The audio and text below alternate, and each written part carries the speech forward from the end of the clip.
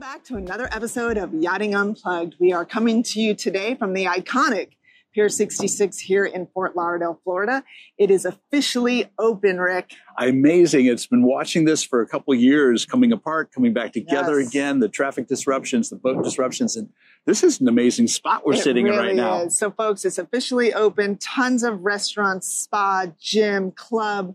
You can actually live here at Pier 66 as well. There's 88 residence condos here. So if you are interested in living the lifestyle, this is definitely the place to be. I know. Sure. I feel really blessed to be here, and we're really pleased that that we've been given the red carpet treatment to come in here and do this today. So yes, here we are. Thank you to Megan Lagasse, who's the official dockmaster, John Meyer, who heads up the club, and everyone really for your hospitality. We truly appreciate it. Yes. We're rolling right into our hearts are really heavy right now, and we're saddened with the loss of Rich Lazzara. I know you had recently been to his memorial service. Yesterday, we drove across the state,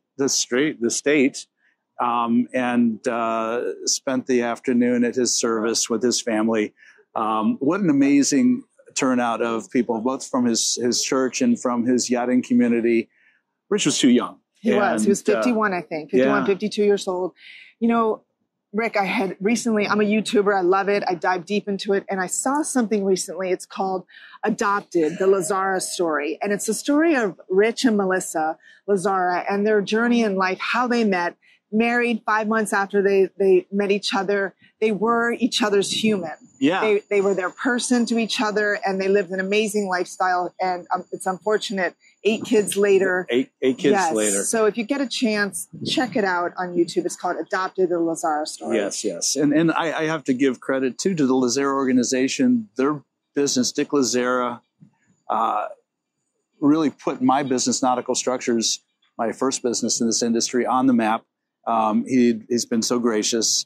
And now we have something in common. We both have had to say goodbye to our sons, one of our sons in our life. And wow, what a bittersweet reunion yesterday. Yeah, but well, yes, our hearts go out to the entire family, and we're dedicating this show to Rich, and his legacy will live on long after he's gone. Yes, absolutely true. Well,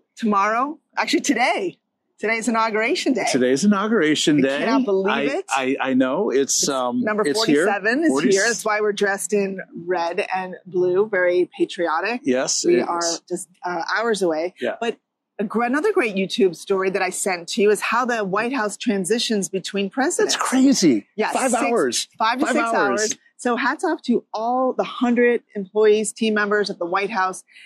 The existing administration moves out at 10 o'clock and they attend the service to bring in the new president, President Trump. And then in the next few hours, in 5 hours, they transform it into the new living quarters of President. What I think is so uplifting in this, Kim, is completely bipartisan. The same staff that's been there is still there to welcome the new president and his family into the White House, to make the home a home for him. There's no politics in this. It's just creating the environment that these leaders need to do the job that we need them to do for us. No, absolutely. And then as they're leaving, all 100 team members line up, and the president and the first lady, President Biden and his wife, will tell stories and memoirs and have a great conversation.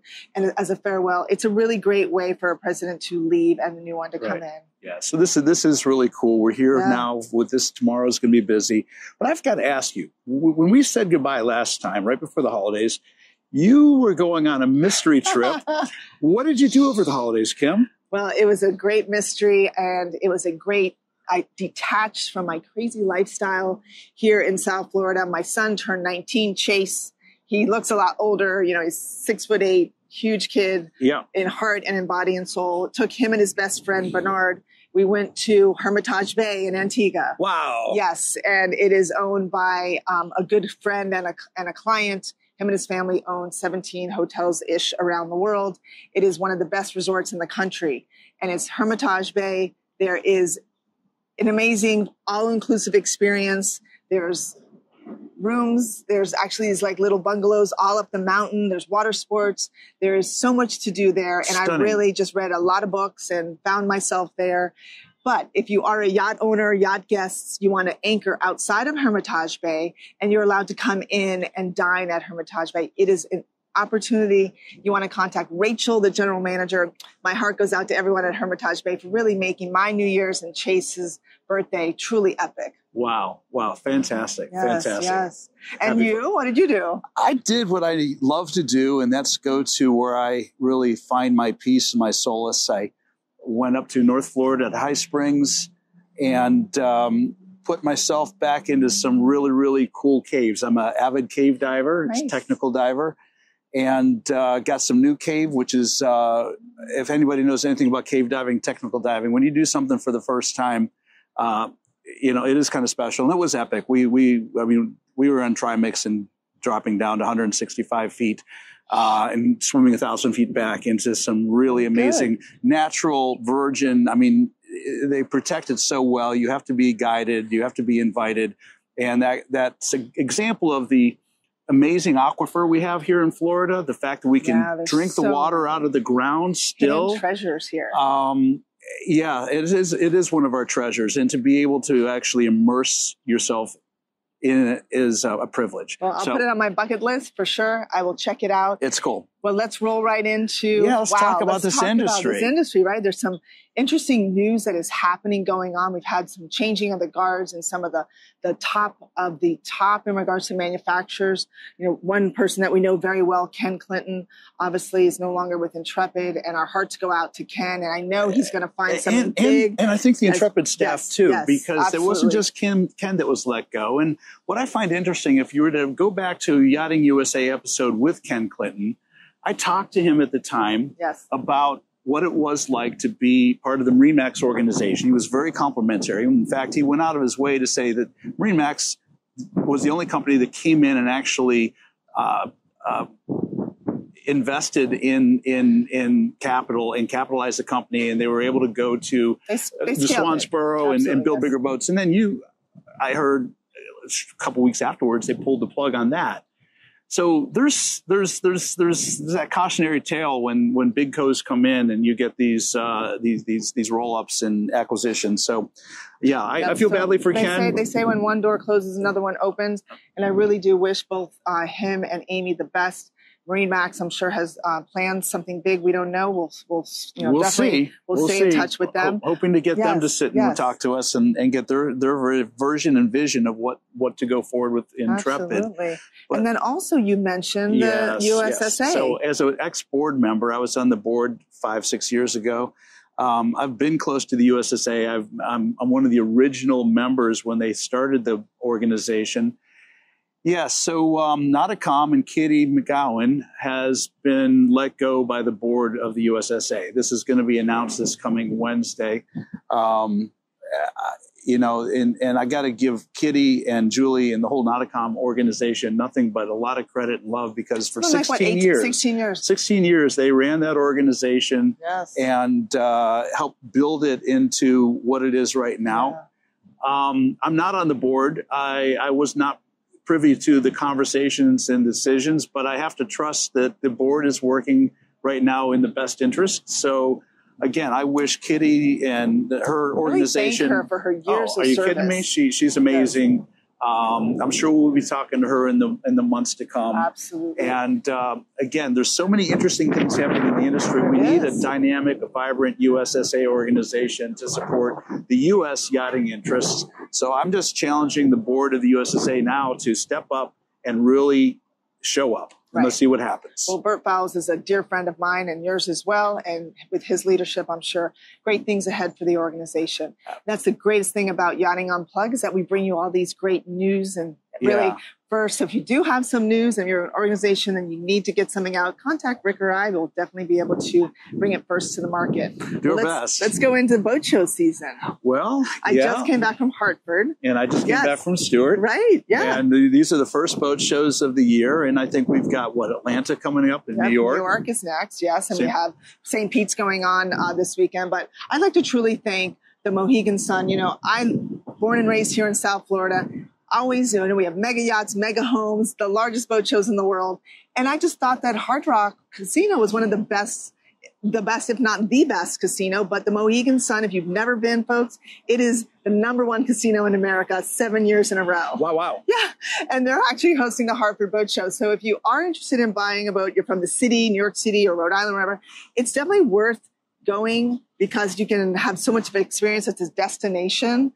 Right. I truly enjoyed it. And I've never been there before. So hats off to the Connecticut Marine Trade Association for hosting that event, 54 years strong now. Right. And I'd like to personally thank those that really sponsored me. I was a speaker. I was just going to say, I knew you. I was aware really you were up there enjoyed talking. that. Yeah, right. and hats off to Marine Max and Capital Grill and West Marine for sponsoring my session. Wonderful. Yes, yes. Wonderful. So now let's talk about Dusseldorf. It's going on right now. Next year I will be going.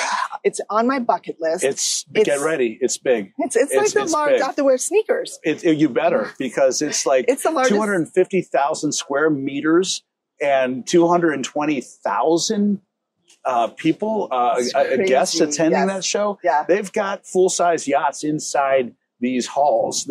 I've only been once, and I was gobsmacked when I went to the show about 9 years ago. It was spectacular then, and it seems like it's just even bigger and bigger and bigger. Well, it's not all about beer and bratwurst. It's about boats in Dusseldorf, you know? Yeah. So, and I didn't realize this, of course, YouTube, and it's one of the fashion capitals of Europe. I did not know that. So, you know, I'm very into fashion forward. Right. So I'm going to, next year, I really look forward to spending some time go there. to Dusseldorf and then head back down to Milan and just kind of balance it out there, Kim. Exactly. Wow. I couldn't agree more. All right. So let's go into some big news. 9 yachts are under construction. Well, mega yachts. Yeah. So, well, beyond just, there's a lot more than 9, but there's 9 in the range of 88, 89 meters to 134 meters.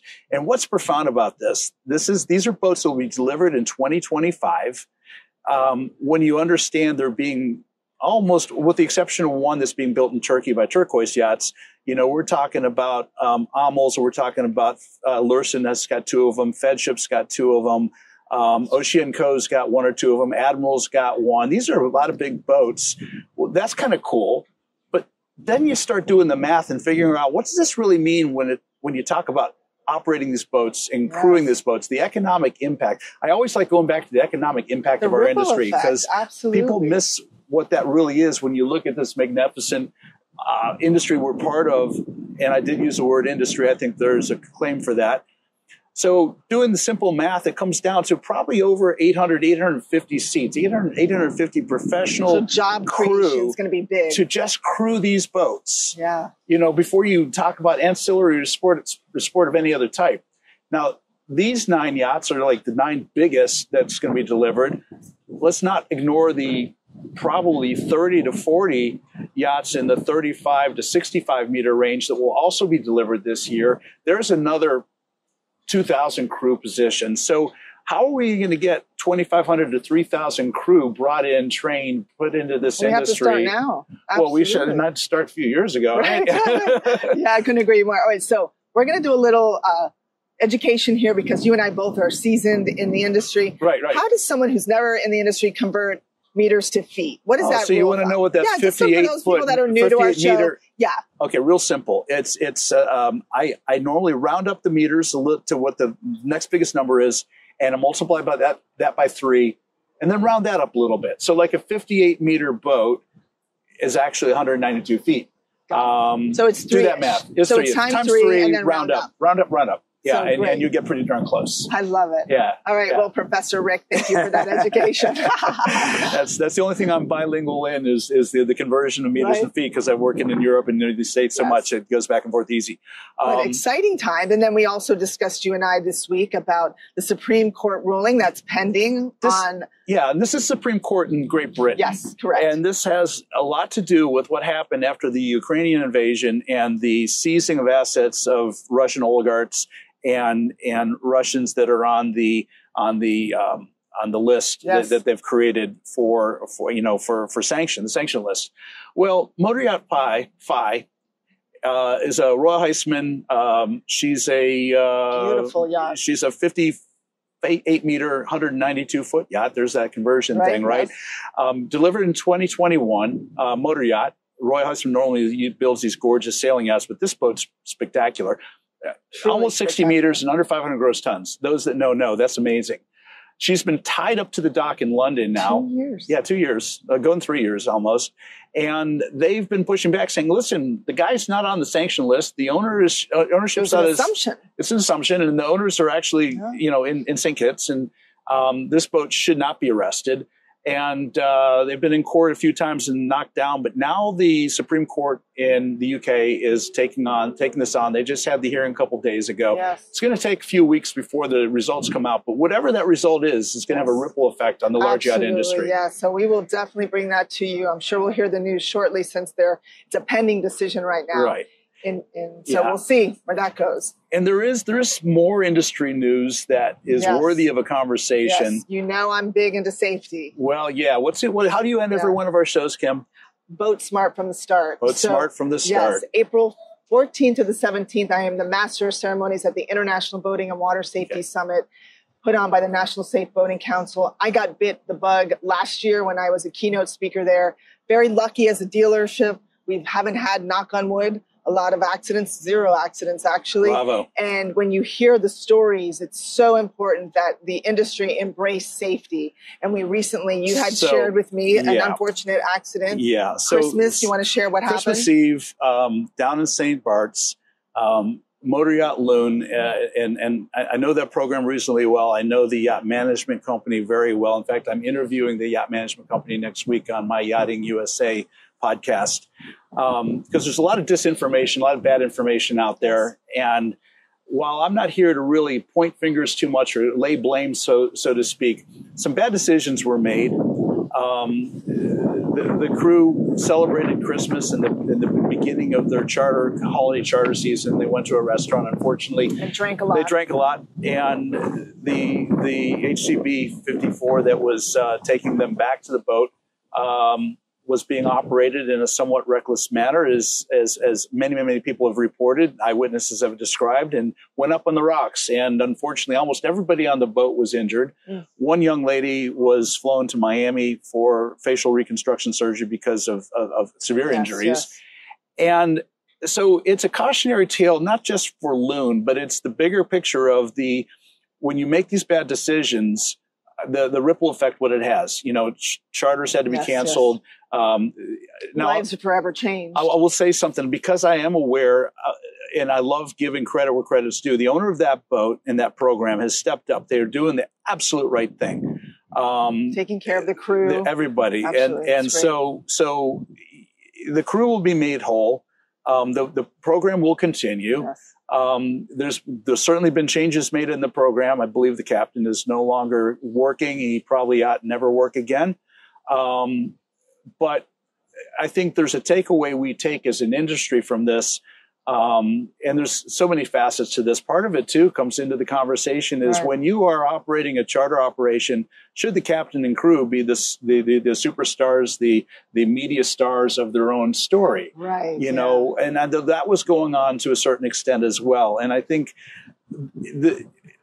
this conversation I know is going on in Europe because of my friends in Europe that over the holidays were talking to me and calling me. And of course, it's big here in the States. It can't be ignored. We're not going to ignore it because we can take this thing apart and look at individual pieces of it and say, okay, as an industry, how do we fix this? How do we prevent this kind of tragedy from happening in the future? Just thank God no one was killed. Well, I have a saying, through tragedy or pain, suffering becomes opportunity.